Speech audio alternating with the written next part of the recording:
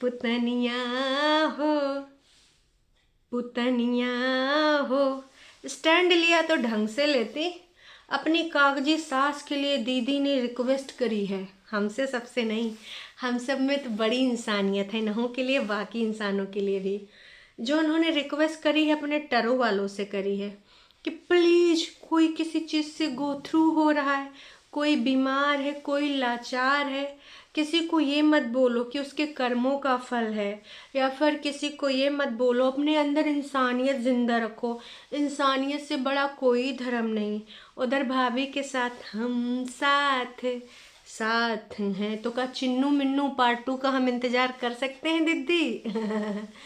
और भी दोस्तों बहुत सारी हैं बातें, पुराने टाइम को याद किया गया है।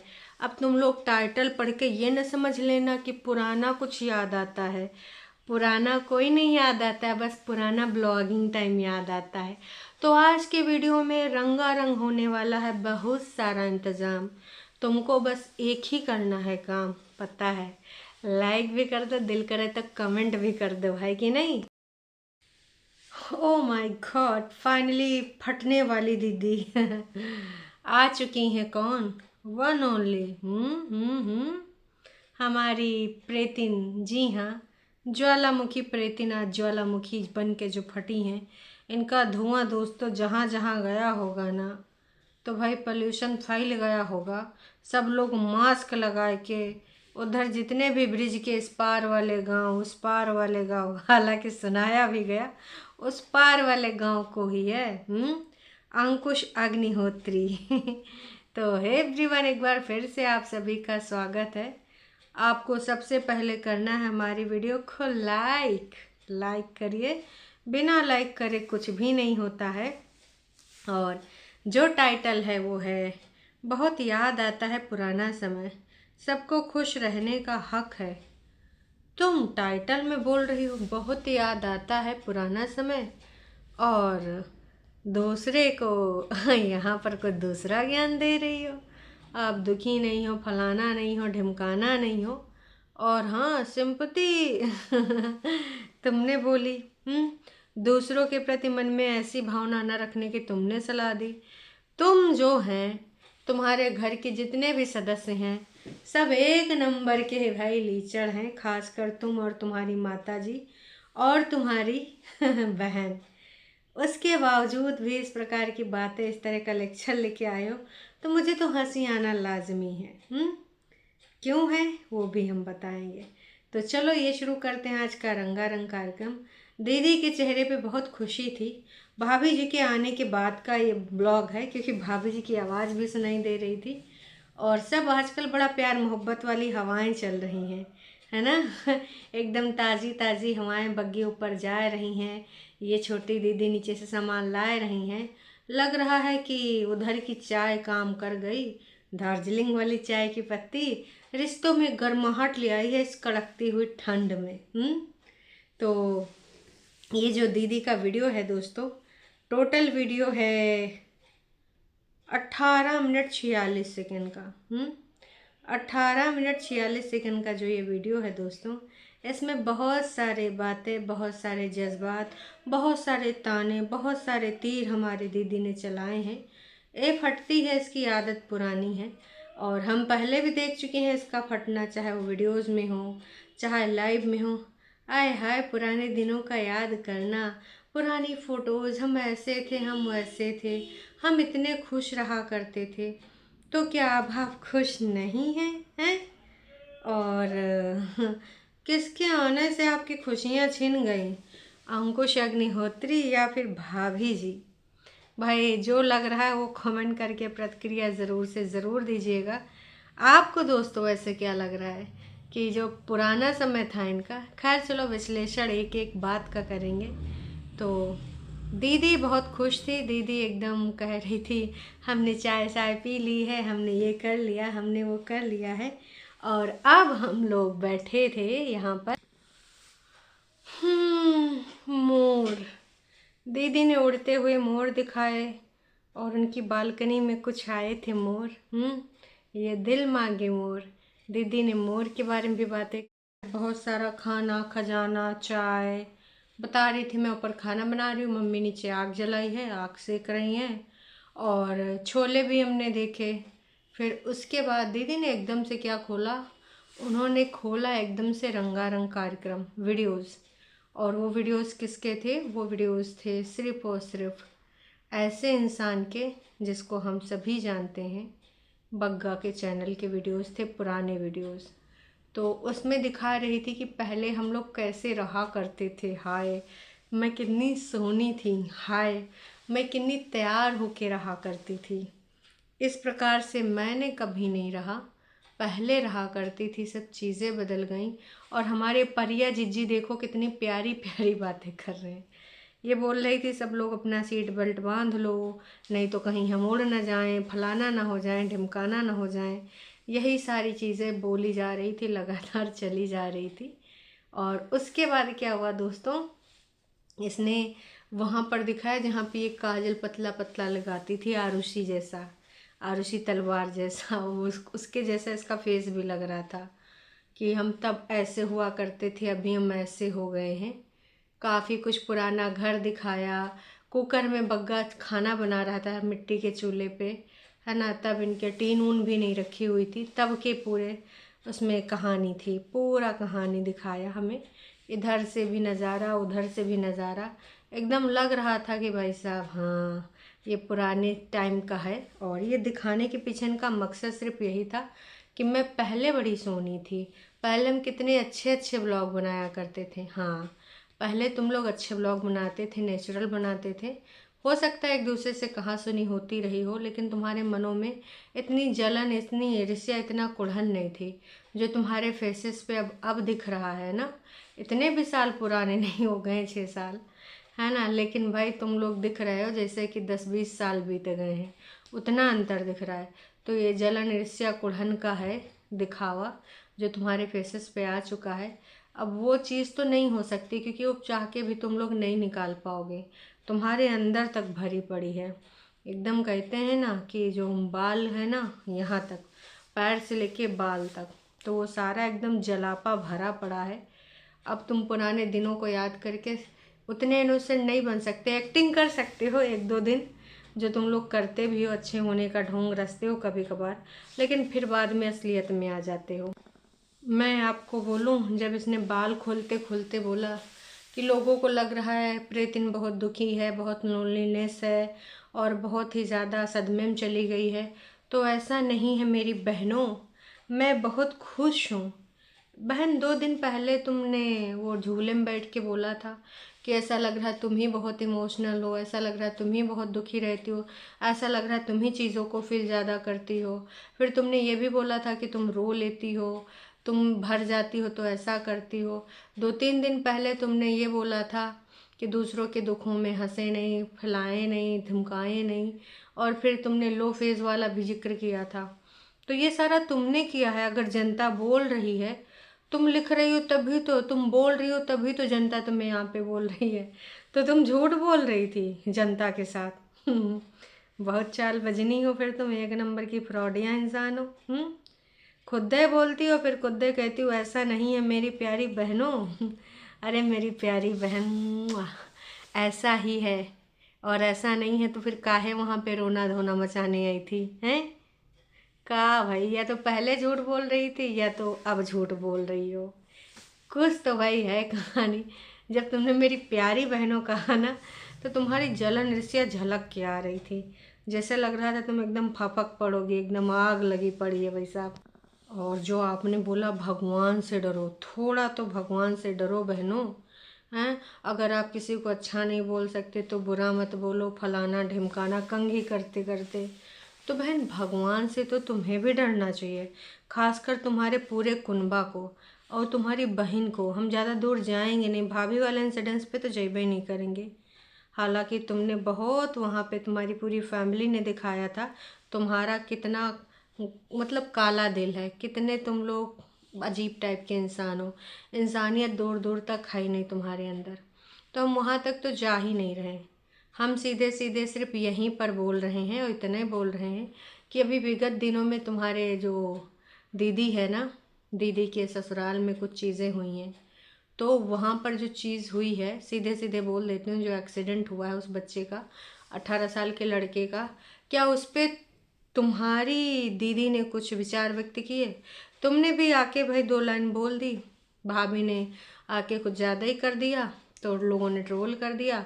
पर तुम्हारी जो दीदी है, जिसका उनका पास का कनेक्शन है ना, उनके घर की बात है। अब हालांकि वो नोना की फैमिली मानते हैं, तुम लोग अपना इधर की फैमिली को अपना मानते हो।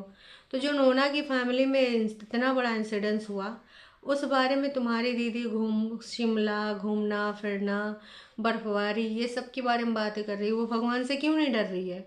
थोड़ा उसको भी डराओ, फ़ोन लगाओ, अभी से कॉल करो और कह दो, परिया परिया थोड़ा ईश्वर से डर, इस प्रकार की बातें अभी ना कर, ये सही समय नहीं है। तो परिया को सबसे पहले समझाओ, फिर बाकी बहनों को समझाना, ठीक है? और कोई किसी को डरता नहीं है, ठीक है? और अपने टरू वालों को, जो अंकुश की माँ के बारे में ना कुछ भी उल जलूल बोलते रहते हैं, कुछ भी इल्ज़ाम लगाते रहते हैं, उनकी बीमारियों को बहाना बताते हैं, तो थोड़ा उन अपने जिन 4 सहेलियों को बर्थडे विश किया था, उन सहेलियों से भी बोल दो कि थोड़ा सा, ज़्यादा नहीं, थोड़ा सा अपना भगवान से वो लोग भी डर लें, है ना, ऊपर वाले से वो लोग भी डर लें। क्योंकि ऐसा नहीं वो देश में रहे या विदेश में रहे, भगवान से तो सबको डर के रहना चाहिए। तुम लेक्चर सिर्फ देने आ जाती हो, भूल जाती हो कि तुम और तुम्हारे सपोर्टर कितनी नीचता वाली हरकतें करते हो। तो तुम लोग काहे नहीं भगवान से डरते हो? जब टोंटबाजियाँ करते हो, जब दूसरों के बारे में दुखड़े को मजाक में उड़ाते हो, तब ईश्वर से डर नहीं लगता? आ गए दूसरों को यहाँ ज्ञान देने, ईश्वर से डरो, फलाना डरो, ये धमकाना डरो, थोड़ा शर्म कर भाई। और जो ओवर एक्टिंग करके बड़े दांत चिहार करके जो आता है चला जाता है, be happy, I am so happy, ये सब करने से ओवर एक्टिंग ही लगता है। मैं बार बार बोल चुकी हूँ और हमारे सभी पैनलिस्ट भी बोल चुके हैं, हमारे सारे सब्सक्राइबर भी बोल चुके हैं कि जो हैप्पी होता है ना, उसको बताने की ज़रूरत नहीं होती है। उसको यहाँ पे शो ऑफ करने की ज़रूरत नहीं होती है कि वो हैप्पी है, I am so happy, I am so happy, नहीं भाई, उसको ना पता चल जाता है, सबको समझ में आता है कि वो सामने वाला हैप्पी है। इस प्रकार से वो नहीं करना पड़ता है कि मैं हैप्पी हूँ, मैं हैप्पी हूँ। बहन, तूने यहाँ जो सुनाना था ना, हम सब समझ गए, पर जो तुझे समझने की ज़रूरत है वो तू नहीं समझी। अभी एक दिन ओवर एक्टिंग करके 2 दिन तक ओवर एक्टिंग चला लेगी, तीसरे दिन फिर तेरा कुछ ना कुछ हो जाएगा, मामला गड़बड़, किसी न किसी से मुंह सूझ जाएगा, भाभी तेरी सेवा में अग्रसर नहीं होगी तो भी सूझ जाएगा, फिर तेरा कुछ ना कुछ हो जाना है ऐसे ही। मोहतरमा ने थोड़े से अपनी बहन से फिर से सीखें ले ली हैं और केला खाने लगी हैं। हो सकता है केला के साथ साथ अब ये अमरूद भी खाने लगें, क्योंकि अमरूद भी इनको पसंद आने लगा है। इसके साथ साथ हो सकता है इनको कुछ और भी चीज़ें पसंद आ जाएं, है ना? मुझे ऐसा लगता है कि इनको पसंद आएगा, कुछ ना कुछ चीज़ें तो और पसंद आने वाली हैं। दीदी उधर से जो बताएंगी, है ना। सप्लीमेंट से क्या होता है, बाकी हम बाकी प्रोडक्ट भी ले सकते हैं, तो ये प्रोडक्ट अब लेंगी। मूंगफली लेके खेतों में गई थी, वहाँ फूलों से कलियों से खेल रही थी, छोले के तड़के लग रहे थे, छोले बार बार दिखाए जा रहे थे, खौलाए जा रहे थे।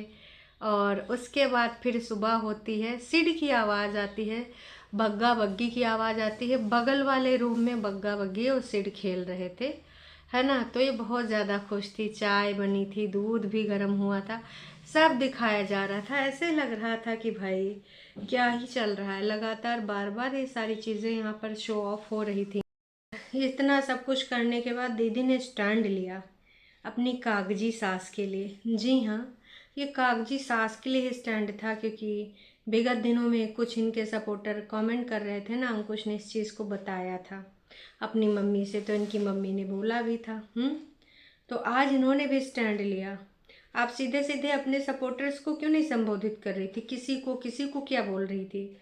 कोई नहीं बोल रहा है, बाकी लोग उनको बहुत अच्छे से सत्वना दे रहे हैं और मनोबल बढ़ा रहे हैं, प्यार दुलार दे रहे हैं। आपके जो ट्रू वाले हैं वो बद्दुआएं दे रहे हैं कि आंटी बहुरिया भगाई रहो ना, कर्मों का फल मिल रहा है, आंटी तुमको कर्मों का फल मिला, हमारी परेतिन जिज्जी के साथ ऐसा गया। तो सीधे सीधे बोलने की हिम्मत नहीं है का परेतिन तुम्हारे अंदर कि भाई ऐसा नहीं है, तुम लोग ऐसे ना बोलो हमारी अम्मा जी के लिए हैं या फिर इंसानियत इंसानियत, मैं तो किसी को दुश्मन भी नहीं मानती, है ना। इंसानियत जिंदा रखो, इंसानियत से बड़ा कोई धर्म नहीं। सबको पता है इंसानियत सबसे बड़ा धर्म है संसार का, लेकिन तुम्हारे अंदर, सबके अंदर रह गई इंसानियत। अपने रिश्तेदारों के प्रति तुमने कौन सी इंसानियत दिखाई? अभी करंट वाला जो इंसिडेंस हुआ उसकी बात कर रही हूँ, ठीक है।